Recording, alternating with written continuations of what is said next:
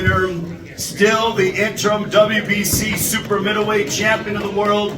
I remember watching you make your national television debut back in November of 2015. You were a teenager. Here you are, 26 years of age, your second straight main event headlining appearance, and another memorable performance. What energy, what excitement, what a performance. He only continues to get better. Ladies and gentlemen, and still, here is the undefeated David El Monstruo Benavidez. Congratulations, champ. All the best to you and your father, but we are less than an hour removed from your performance. How do you feel? I feel amazing, man. First of all, I just want to give thanks and a shout out to all the people that came to support me. Without you guys, this company, and all the boxers here, you guys support us so much, and it just makes me so happy that I could go in there and give you guys these types of performance. This is what you guys want to see, and I'm here to give you guys what you want to see.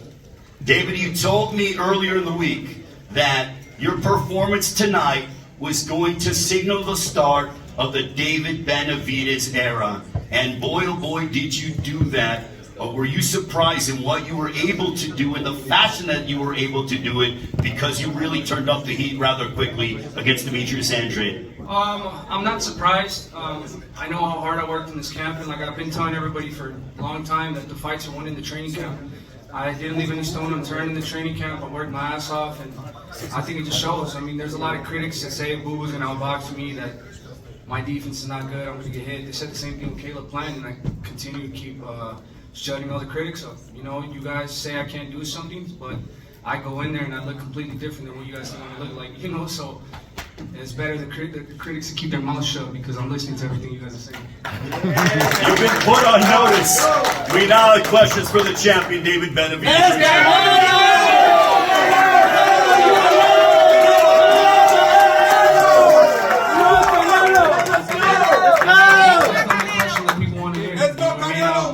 I got 3 WBC belts right here. I'm the best in the division. If they want to give me an opportunity now or later, I'm gonna keep winning. You know, like I said, I'm gonna be the greatest of my generation by the time I'm done. And he's only 26 years of age. How about that? Only 26. Unbelievable. Questions for David Benavidez. Where you at? What's that water you drinking? Shout out to my sponsor. This is Agua Plus. Oh, it's great. It looks good in your hand. The best water out there. It looks good. It looks great. It's the best water. It's the best water in the world. We'll go to Norman, then we'll go to Jim.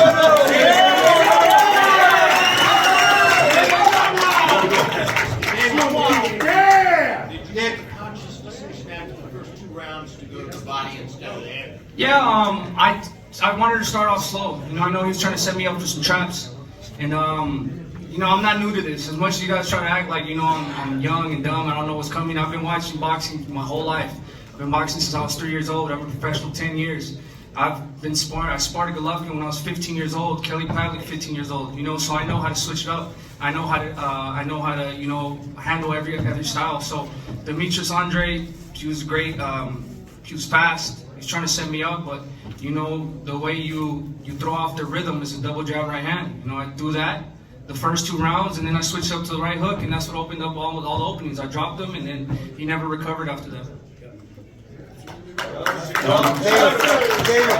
David, looking 27, December 17th. Do you feel like you're in your prime, or entering your prime now? Yeah, I'm definitely entering my prime. I think just the passion I have with the sport, just wanting to make my dad and my mother, you know, proud of me. You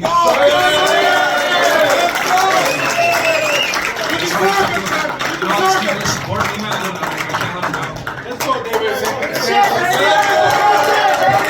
That's the world, baby. That's the world. When do you think you'll start talking to Canelo, or do you expect to anytime soon? Okay, let me get a statement for Canelo. Regardless of the result, if Canelo fight Benavidez, it be an idol if he fight him. If he doesn't fight him, it will not be ever an idol. Now, regardless, if he wins, he be the best. And if he lose, he have the balls to go with the best. So, Canelo, no run anymore. Come on, And whoever say that I tell you what, I give you $1,000 now if you tell me any other fight beside Canelo and Benavidez. Give me another fight that everybody won. Also, too, I want to tell everybody, my whole team, I just want to thank everybody. Also I want to thank my wife. My mother, my father, my brother. He's always pushed me since I was a little kid, and I'm just happy to be here. Really happy. And thank you all.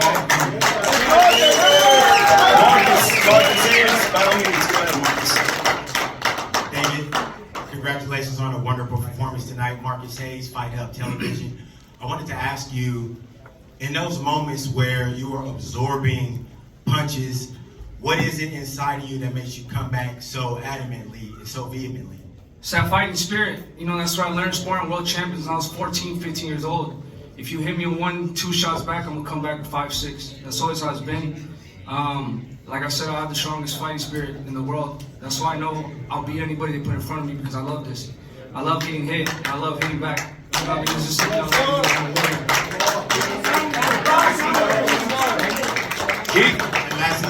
And lastly, for me, champ, I just wanted to ask you, what do you think that this knockout showed Canelo Alvarez tonight? For Canelo and everybody else, it just shows everybody I'm not fucking around. I'm here to stay.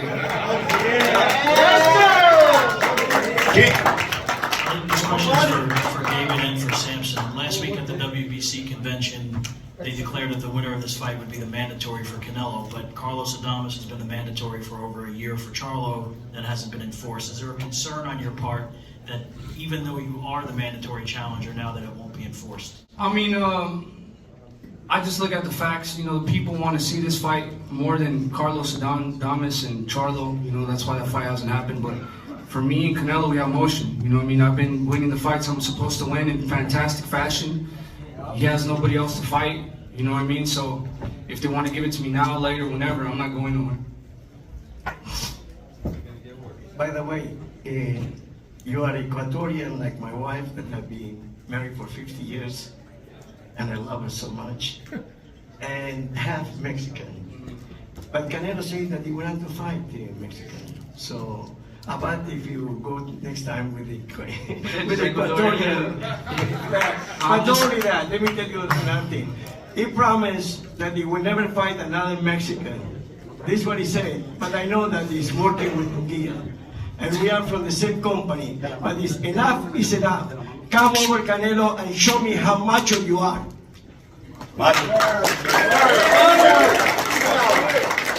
Congratulations. Obviously, you scored the biggest win of your career back in March against K.O. and then tonight against arguably a better fighter, you were much more dominant. How much do you think you improved since that Plant fight? I've improved a lot, just because I just stayed working, man. Like I said, this is my passion. I love to do this. I always knew I was going to be here. I was going to get to this moment, and my last fight, I really realized that I finally made it to that moment, my first pay-per-view fight, and you guys liked what you guys seen, so, I just want to keep, I can't let none of my people down. They support me so much that, that failure's not an option, and I feel like I'm in my prime now, and I'm just going to keep getting better and better. And that's him. Hola, ¿qué tal? A toda la familia Benavidez y a Samson Lukowicz, que celebro que quieras tanto a tu mujer porque lo hago también. Perdón que lo diga, pero sin ella no somos nada.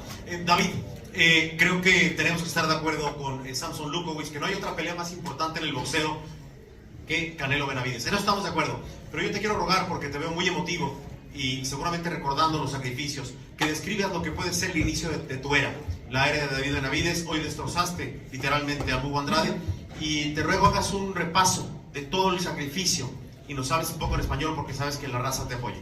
No, pues sí, me siento muy bien, la verdad. Pues ha trabajado muy duro para llegar a este momento, y yo quiero pelear contra Canelo, pero si no me quiere pelear, pues yo le gano a todos los demás, y aquí vamos a estar, no vamos a ningún lado, y aquí vamos a seguir ganando.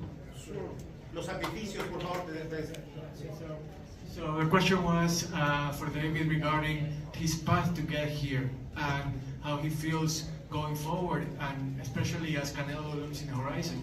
And David said that, he's going to go up against anybody. Canelo can be one option, but if Canelo doesn't want to fight against me, then I'm going to beat everybody else. That's the bottom line. Por eso te decía, la parte de la pregunta que si consideras que hoy inicia la era de Benavidez, y creo que hay que decirlo con todo respeto, con Canelo o sin Canelo tienes muchas opciones, y te ha costado llegar aquí. Pues sí, pues como le dije ya vamos a seguirle peleando a todos. Y no nomás es el Canelo aquí en esta división, hay muchos peleadores buenos aquí, pero también yo creo que me voy a subir a 175 muy pronto y quiero ir contra Vivo y pues ganar títulos ahí también. Gracias. Martín.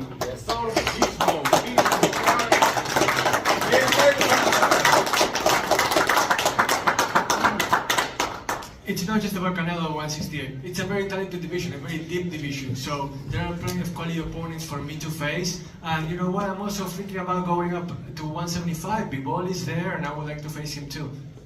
Mike? Year's almost out, and you got to get on the short list now for Fighter of the Year after this performance. Naoya Inoue and Devin Haney still got to fight next month. But do you think you think right now you're in the lead? Or? To be honest with you, I don't really think like that. There's a lot of great fighters, that I love to watch too. But if you're already ranking me a Fighter of the Year, then I've already done my job. I've done my job well enough. If you guys recognize that, then I'm just very happy to be mentioned in that type of category.